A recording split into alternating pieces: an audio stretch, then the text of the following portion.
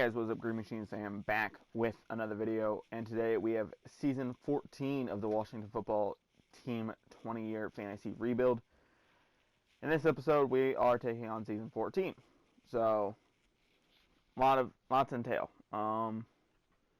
Street is becoming one of the best receivers in the league. Hawkinson is still one of the best QBs. We drafted 2 running backs and a couple other players along the lines, including an offensive lineman. Now, here is the thing. We have been a pretty decent team. I think we would be qualified as the Patriots of these decades, these last 2 decades. So I think we can definitely keep pushing it and winning games. I think we have the perfect team. I think the offensive line is good enough. I think the wide receivers are the best in the league. I think the running back group is okay enough to get the job done. If you guys are new here, my name is Green Machine Sam. I make Madden content, I make 2K content, I do roster updates, I do franchise modes, rebuilds, all types of content on my channel.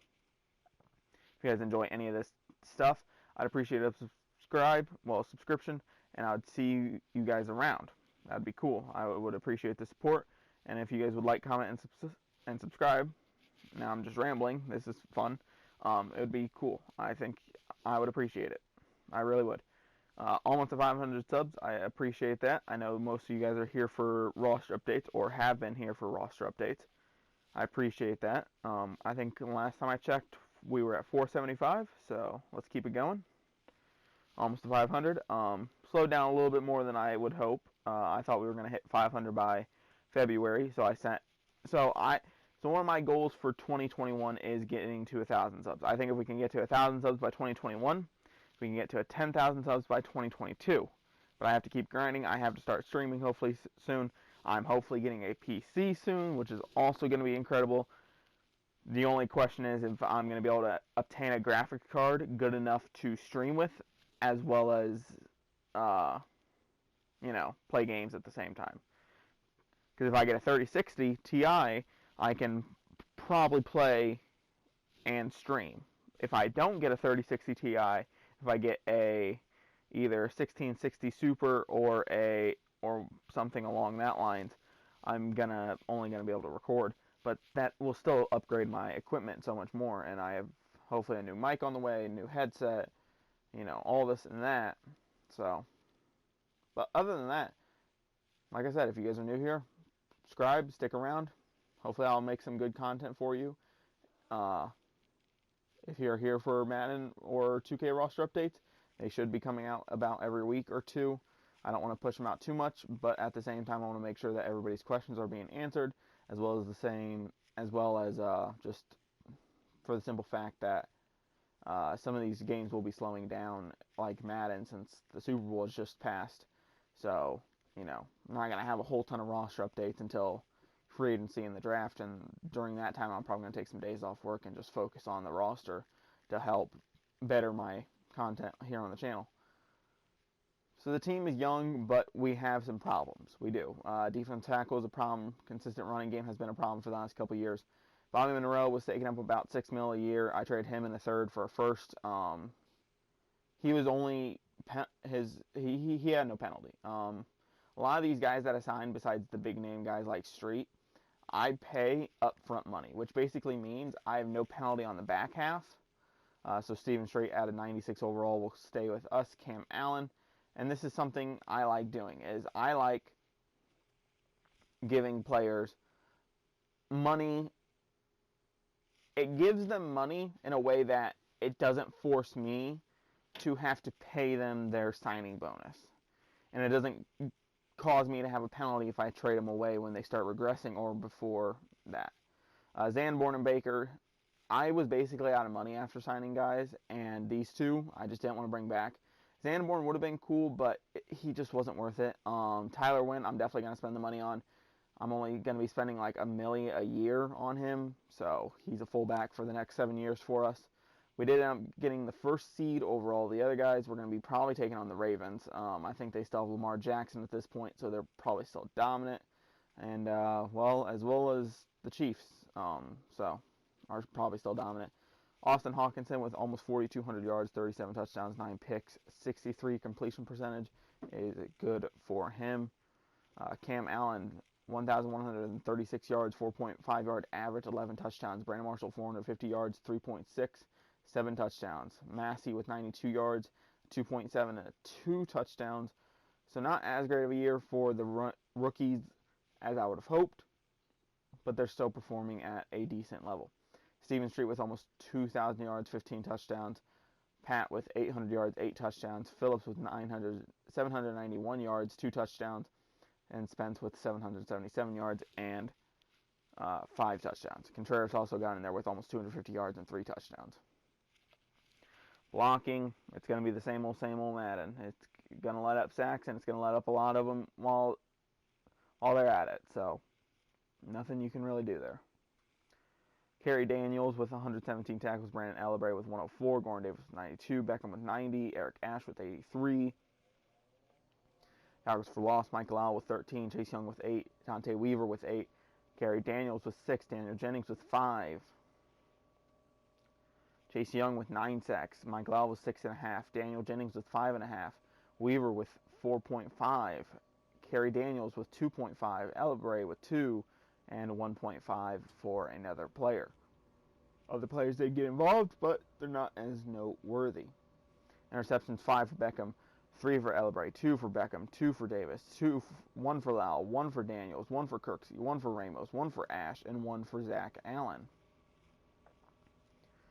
Forced fumbles, Deshaun Beckham forced 2, Gordon Davis and Eric Ash forced 1 apiece. Only 2 were recovered by Beckham. They could have been his. They could have been the other 2 guys. I don't know. A blocked kick for Dante Weaver. A safety for Dante Weaver. And no touchdowns for the team on the defensive side of the football. J.J. Maillard went 100% on extra points. Went 12 of 17 for field goals. Needs to be a little bit better. He needs to be above 80%. Scotty Coolidge, 46.3. Brandon Marshall with a return touchdown on kickoff, 99 yards to the house. Let's go.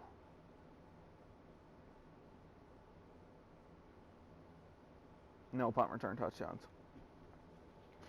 Chris Smart still in the league, one of our former QB, Austin Hawkinson, at 6 for MVP. Kyler Murray is also still in the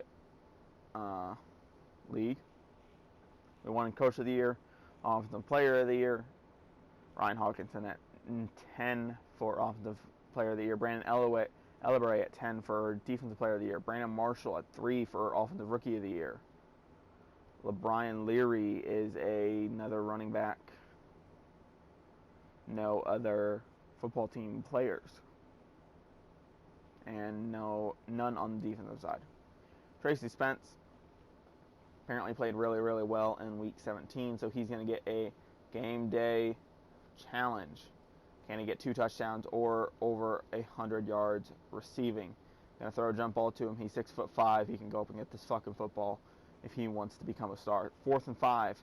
I want to put points on the board. I'm gonna roll out, trying to find somebody, and we're gonna find Ridley here.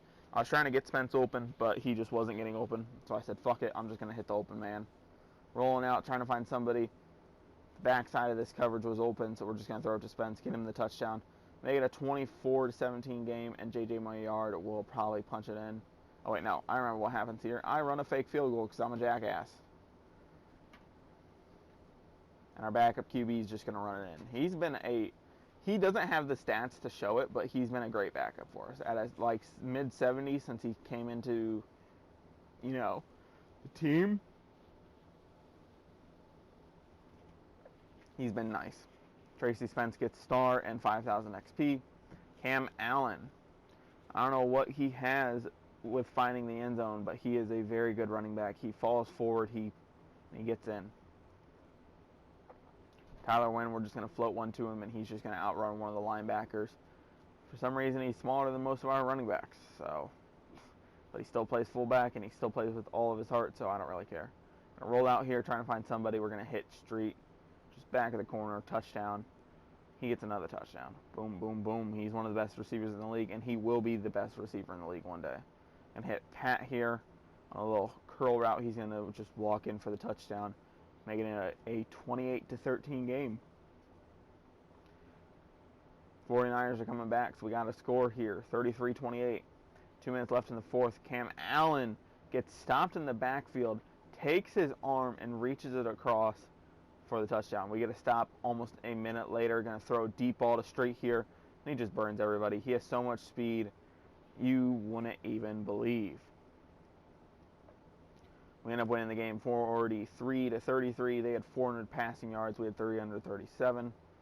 And they had 100 rushing yards. We had 161. They had the takeaways, and that's why it was really close. We got to watch those takeaways, or we will end up losing games.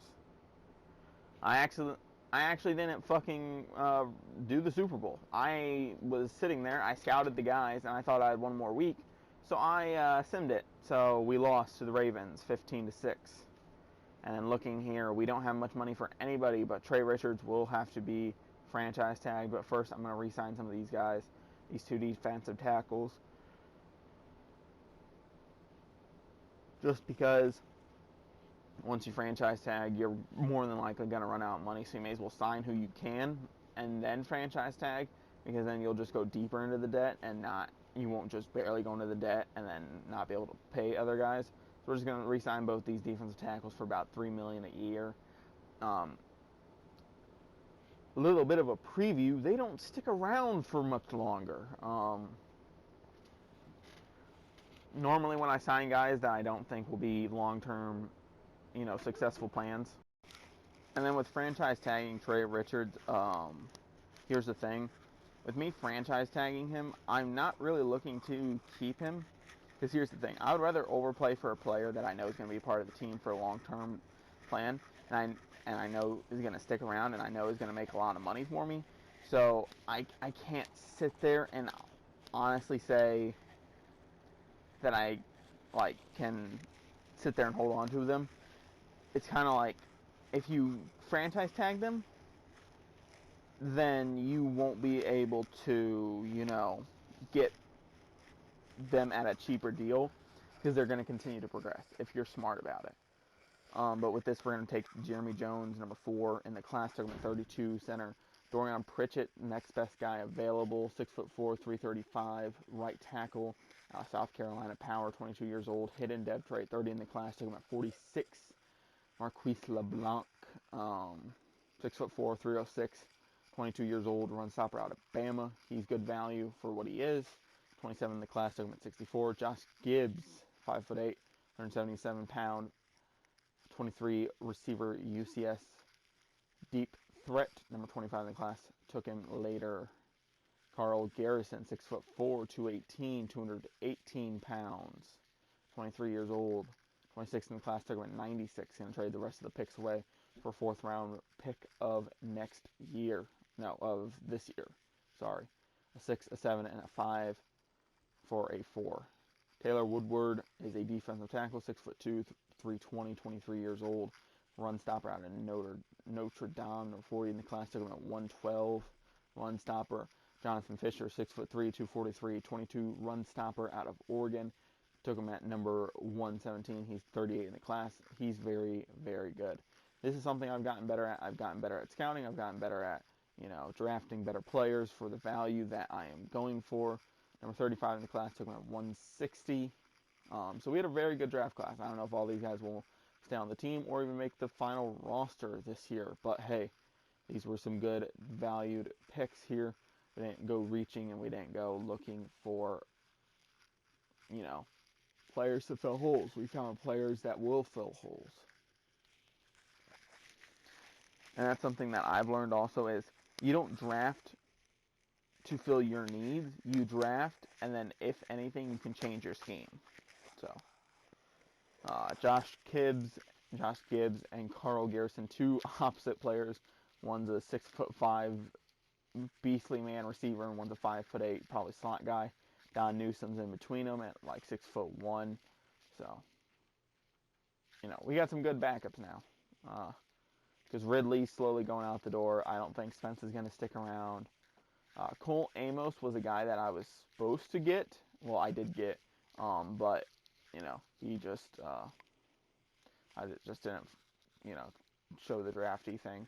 Jeremy Jones, left guard, number 70 out of Mizzou. Dorian Pritchett, right tackle, number 71, out of South Carolina. He kind of reminds me of those tackles that aren't built super lengthy. He's built big and thick, kind of like guards are. And so, Marquise LeBlanc. And then Taylor Woodward. So, those two guys probably won't be anything special, but they will be good backers for years to come. And then Jonathan Fisher, outside backer, kind of reminds me of a Daniel Cobb. Daniel Cobb's a little bit better. I'm going to stick with Cobb. Jonathan Fisher will probably see practice squad this year. And then Spence, Rice, and Richards, all for Barnett, defensive tackle from the Bills, Superstar X Factor. If you guys enjoy any of my content, don't forget to like, comment, subscribe, all that fun stuff, turn on post notifications, and I will see you guys in the next video. I appreciate the support that you guys have been showing me recently, and roster updates will be soon to come. If not already out for this game, I'm out. Peace.